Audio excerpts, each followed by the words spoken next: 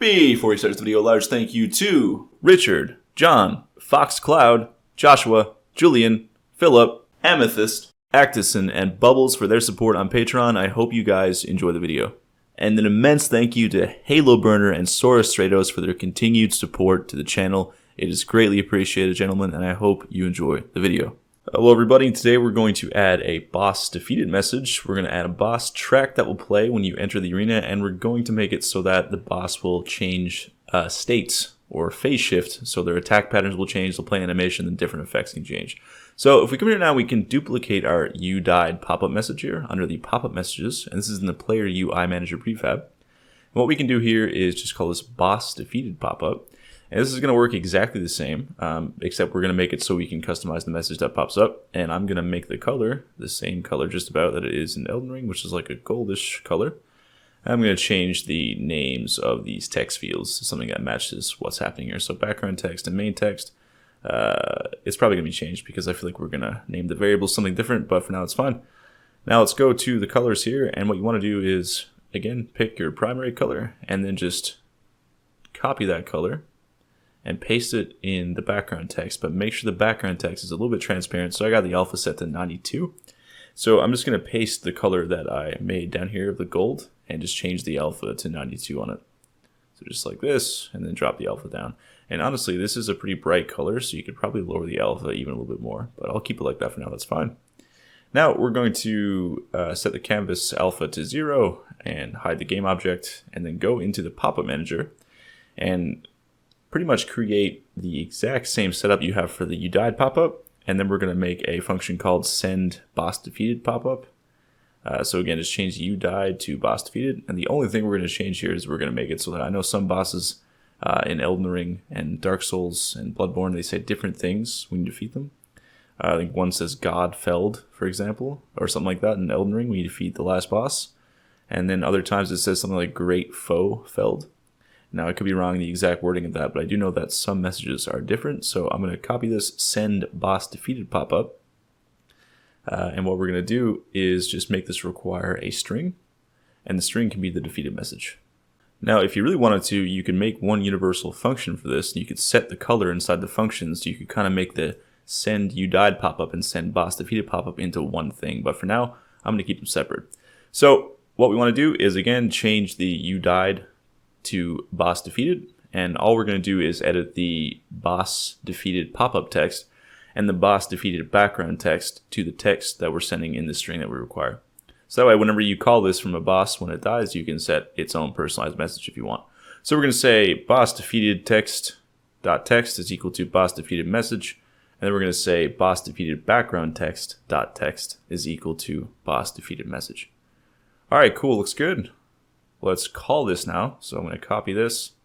Let's actually save this also. Now we're going to go over to our AI boss character manager, and where we have the process death event. You don't want to do this inside its owner because you want this to appear for everybody. We're going to say player UI manager.instance.popup UI manager.send boss defeated popup, and I'm just going to fill in great foe felled here. That will just be the default message I'm going to use. So we'll say great foe felled. And if you want, you can make a variable for this called boss defeated message, and then just fill in that variable and then pass that variable so you can make it different for every single boss. So I'm going to drag in all the variables now that we created under the player UI pop-up manager here, and I'm going to rename them to match the variable name, just in case these things become unhooked somehow, because then it's really easy to find them. I can just search in the inspector for the exact variable name, and there they will be. Okay, I'm going to drag these in now. There we go, and I'm going to drag in the canvas and the game object, and now that should be working just as our You Died message is working. So we can save that now. And if I go into the game and I kill Dirk, so nothing is happening there. So let's see what's going on. So I'm just going to go over now and pause this and make sure a few things are happening here. So let's go to Dirk. We can see he has negative HP, so he should be dead. However, the is dead bool is not being toggled, so I'm guessing we're not calling the event when we check for HP. So if I go over here to the player manager, you can see we're calling check HP whenever our HP changes. I don't think we're calling this for AI, so let's go do that. So if I go over here now to the AI character manager, if I go to base network spawn, you can see we're actually not calling that. So this is the AI character manager script. What we want to do is say AI character network manager dot current health dot on value changed plus equals AI character network manager dot check HP. So make sure we call this on network spawn and outside of his owner, so it happens for everybody. And what this does is every time the HP changes, it runs this function.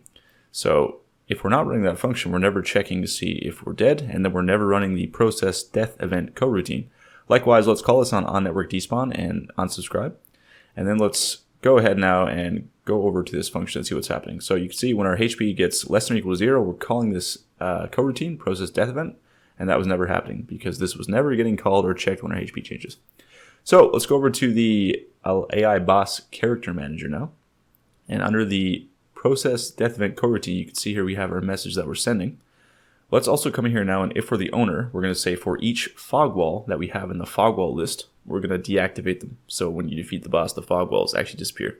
So for each fog wall in fog walls, we're going to say fog wall dot is active is equal to false, is active dot value, because this is a network variable, and that will close them out for everybody on the network. Make sure you're doing this inside is owner, because you can't edit those if you're not the owner.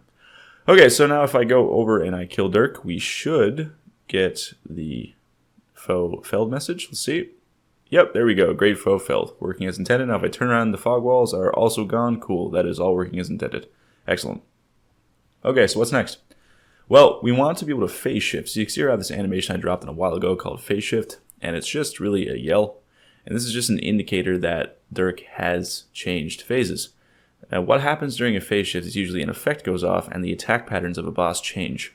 So we're going to keep it very simple. We're just going to make his attack patterns change. We're going to play this animation to indicate that he has shifted phases. So let's make a protected void phase shift. This is under the AI boss character manager. And we're going to assume that all of our bosses have at least 2 phases, which is the case for most major bosses in the Soul series. So we're going to make a header for phase shift, serializable field, string. We're going to call this phase shift animation. And to keep it general, all we're going to do is play this animation for now. That's going to be the thing that universally connects all of our bosses. So I'm going to say it's equal to phase change 01. We're also going to change the attack patterns. So usually a boss gets a new attack, or attacks get faster, etc., etc. So for now, we're going to say character animator manager dot play target action animation, and we pass the phase shift animation, and we say true because we are indeed interacting. So what else do we do? Well, we need to make a variable here for a new series of attacks. And as you know, we store our attacks on the combat stance state. So all we can do is make a combat stance state variable. We can call this phase 2 combat stance state. And we can make this combat stance state hold different attacks or faster versions of current attacks. So under phase shift, we then say combat stance is equal to instantiate a copy of the new phase 02 combat stance state. Okay, so right below that then, we want to say current state is equal to combat stance, as in this new combat stance state. Now, over on the AI character manager, I kind of forgot to instantiate copies of the combat stance state and the attack state, so we should do that. We should never use the original when it comes to these states. So I'm going to say combat stance is equal to instantiate and attack state is equal to instantiate. I know that because from testing, I see there's variables in my states that shouldn't be there. So now let's remove the AI character network manager from Dirk, and let's add an AI boss character network manager. Why are we doing this? We're going to override check HP, and this functionality will only be used on bosses because only bosses will have a phase shift. Now, if you want to have it on all of your AI, then you don't need to do this, but I want phase shifting to only happen for special characters, so I'm going to put it on the AI boss character network manager. I'm going to erase the start and update functionality as is per tradition, drop in my namespace. I'm going to make this derive from the class AI character network manager. I'm going to override check HP. I'm actually not going to do that because it's not a virtual void. So first I'm going to make that a virtual void by going to the character network manager and changing this to a public virtual void. Now I'm going to override check HP, and we're going to keep the logic identical. So we're just going to call base check HP, and then we're just going to add our own little bit of logic here after. So what do we want to do? Well, we want to phase shift typically usually it's the halfway point, but we're going to make it so we can actually customize the point which we phase shift. So I'm going to say if current health.value is less than, now we could just, or less than or equal to, we could just make this an arbitrary number. So if you want to do that, all you got to do is, first we're going to reference the AI boss character manager here. We're going to override awake and call it on awake by saying AI boss character is equal to get component AI boss character manager. And then you just need to make a number variable on here and reference that variable. So you could say I'm just going to put it right here in phase shift. Public float. You could call it health to shift at, or minimum health to phase shift, or HP needed for shift, whatever is very clear to you. I'm going to call it minimum HP or minimum health to shift. And you could say 500 if you wanted to. And now when you get below or equal to this number, just call the phase shift action. But I'm going to change mine to health percentage. And I'm going to say 50 as in 50%. So that way if you change your boss's health, you don't need to come back and change this number. And then I'm going to say float health needed for shifting is equal to 0 for now. We'll write that out in a second. I'm just going to pass health needed to shift here. And then inside here, I am going to say AI boss character. Then we're going to make this a public void for phase shift. And I'm going to say AI boss character dot phase shift. We also want to make sure we're only calling this if we're the owner. So I'm going to say if AI boss character dot is owner. Let me run this function. Now, how do we get the health needed to phase shift? We said it was 50, as in 50%. So all we're going to say is health needed for shift is equal to, and we're going to start by referencing our max health dot value, times, we're going to open up some brackets, then we're going to say AI boss character dot minimum health percentage to shift divided by 100. That will give us 0.5, so that'll be max health times 0.5, which is 50% of the max health. Okay, cool. Now we save that. And now if I go over here now and look for the Dirk combat stand state, I can duplicate it. And we can call this one Dirk combat stand state, or just Dirk phase 2 combat stand state.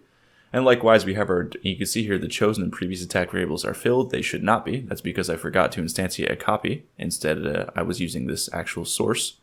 So now let's duplicate all the Dirk attacks for phase 1, and we can just make versions for phase 2. And just for the sake of the video, I'm going to tweak the speeds, and that's it. But usually what you want to do, and what I find is cool, is you want to add a couple of different attacks that weren't there previously, because that kind of throws the player into a new area that they're not used to, and gives them something new to learn. You could also speed up some of the attacks too, of course. And another popular thing to do is to take an attack before and add a sequence to it, like a combo. So when they're expecting the, say, 1 hit in a chain, now they're getting 2, and it also gives them something else to learn. So now what you want to do is go and drag all the phase 2 attacks into the phase 2 combat stand state. And just like that, it's just really easy now. When you're basically selecting the combat stand state for phase 2, you get all the phase 2 attacks. So I'm going to erase the variables too for chosen and previous attacks, because they should not be filled automatically. Now I'm going to go to dummy Dirk, and I'm going to drop in the phase 2 combat stand state here. And this will be the state we load into when our HP reaches a certain number. Now, we're going to have a small issue. Not an issue, but it's something that's going to happen because we don't have a system in place, and I'll show you what I mean in a second. So let's go over now to the check HP, and what we're going to do is make sure we're alive first. So if current HP dot value is less than or equal to 0, just return. You don't want to phase shift if you're dead. Maybe you get 1 hit before the phase shift can even happen somehow. So now if we go into the scene, watch what happens. I'm going to hit Dirk, but he's not going to play the phase shift animation. I'm going to explain why. So you can see right now he's below half HP. So I'm going to pause the project and just show you if he's in phase 2 combat stand state, and yes he is. We know this has worked. So why didn't he play the animation? Well, if I go into the scene here now without walking into the arena, and I click on Dirk and go to his health, if I manually lower that to halfway inside the inspector, he's going to play the animation. Why is that? Well, what's happening is, you can see here, there he plays the animation. What's happening is when we're attacking him, we're overriding his animation with our damage animation after we hit him. Now, this doesn't only happen in Souls because of a poise system. So if he has higher poise, we won't override that animation. So basically what I'm trying to say is this will work correctly when we get around to adding our poise system, which will be coming up very soon, because Dirk's animation won't get canceled by our damage animation. Okay? So next, let's go to the World Sound Effect Manager, and we're going to add a boss track for the audio source here. The boss intro player. Let's add a second audio source for the boss loop or boss loop combat track player. Now, we want to have 2 audio sources. I found this is the easiest way to do this. I'll explain why in a moment. What we want to do is make a public void play boss track. And inside here, we want to pass an intro clip and a loop clip. Now, before I used to use a coroutine to just play the intro track and then play the loop track after the intro track had concluded. but I found there was always a skip. No matter what I did, it was weird. It was like a little lag step. So I found this works a lot better. What you want to do is say boss intro player.clip is equal to intro track. Boss intro player.loop is equal to false. Boss intro player.play. And then we say boss loop player.clip is equal to loop track. Boss loop player.loop is equal to true. Boss loop player dot, what we don't call play, we call play delayed. We play delayed at the time of the boss intro clip. We do that by saying boss intro player.clip.length. And then we're good. So now it will play the intro track. When the intro track is done, just as it finishes, it will play the loop track. So let's go to the boss character manager script. Let's make a header for music. If you want to, you can put this on the sound effect manager, but I'm going to keep it here. And I'm going to make an audio clip for the boss intro track and the boss loop track. This should definitely go on the sound effect manager, and I will likely move it next video, to be completely honest. But for now, let's make sure this works since I've already started. Let's go over here now on boss fight active. What we want to do is say world sound effect manager.instance dot play boss track, and we pass our intro and our loop track. And then likewise, if the fight is over, so we're going to say else, as in if the boss fight is not active, we want to stop these tracks. Now, we don't just want to stop them abruptly, so we're going to use a function for this. We're going to fade them out. So how do we do this? Well, we're going to say else. Let's call upon a function that doesn't exist by saying world sound effect manager.instance dot stop boss music. Okay, cool. So let's go make this function. Let's go back over to the world sound effect manager. I'm going to make a public void for stop boss music. This public void is going to then start a coroutine. And in the coroutine is where we're going to have our logic. So private IEnumerator fade out boss music. Then stop. Now there's a chance you could one-shot your boss before the intro even finishes. So we're going to account for that too. So start coroutine, I mean, you shouldn't be able to do that, but I mean, you might be able to do that, and that could be a whole lot of fun. So we're going to say start coroutine, fade out boss music, then stop. Now you could say boss intro player.stop, because this assumes that, you know, you've already gotten through your intro, but like I said, you might actually have a case where you're one-shotting your boss before the intro even finishes. So we're going to say while boss loop player.volume is greater than 0, what we want to do is just actually lower the volume here. So we're going to say yield return null. And then we're going to say boss loop player dot volume minus equals time dot delta time. And this basically just over the course of a second will fade it out. And we also want to do the same thing as well for our intro player, just in case it still happens to be playing. We don't want to cut it out abruptly. So we're down here in the bottom two, we're going to say boss intro player dot stop and boss loop player dot stop. So after we fade it out, we want to stop the players as well. But inside here too, we're going to say boss intro player.volume minus equals time.delta time. So we're fading out both of these, and then we're stopping them if they are still playing. Okay, now make sure you come back up here to play boss track and reset the volume to 1 by saying boss intro player.volume is equal to 1 and boss loop player.volume is equal to 1. And now we save that, and now it should be good to go. So if I go in here now and create a new folder, so a lovely gentleman in our Discord server has actually made a track for Dirk, Urorem, and I'm probably butchering the pronunciation of that, as I always do. Thank you so much, my friend. I will leave a link to this in the description. He has graciously offered this track for us to use in the tutorial series. So I'm going to go ahead and drop these two clips into boss intro clip and boss battle loop clip. Then I'm going to go to the world sound effect manager and drag in my 2 audio sources here. So add 2 audio sources to this. And you want to make sure it's not 3D, because you want this to be heard everywhere, not as if it was in the world actually influencing the environment around it. Then when you're good, drop into the game, and now I'm going to give you a preview of what I hear.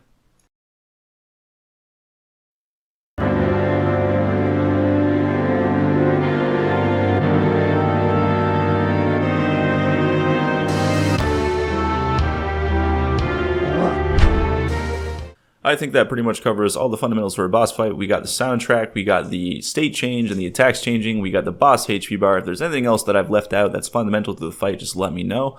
We're going to move on to covering a poise system in the near future, and we're going to add some more attacks to our player's kit, so the fight is actually a bit more fair. So we're going to do some running attacks and some rolling attacks. Eventually we'll get to jumping attacks, and then we'll do the poise system as well. Alright guys, thank you very much again for joining me this weekend. I hope you all have a lovely weekend, and I will see you all next week. As always, an immense thank you to my patrons. It is because of each and every one of you I get to keep doing this. So sincerely, thank you. All right, see you later, guys.